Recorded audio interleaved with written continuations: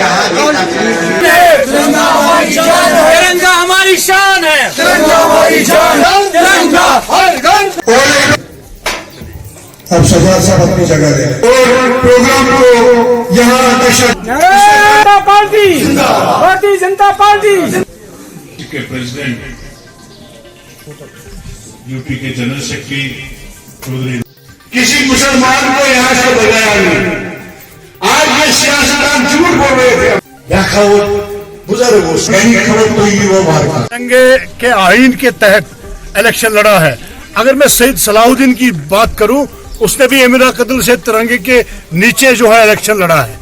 और अगर फारूक साहब की बात करें, महबूबा जी की बात करें, वो बार बार चीफ मिनिस्टर बने। उनके वालिद साहब शेर कश्मीर शेख मोहम्मद अब्दुल्ला ने भी इल्हाक जब हिंदुस्तान किया तो उसने जो है तिरंगा अपने सर पे रख रैली। मैं महबूबा जी को कहना चाहूंगा कि बहन जी, आपने बोला था ना 5 अगस्त के बाद कोई तिरंगा उठाने वाला नहीं होगा। अरे आपको लाल चौक आना चाहिए था।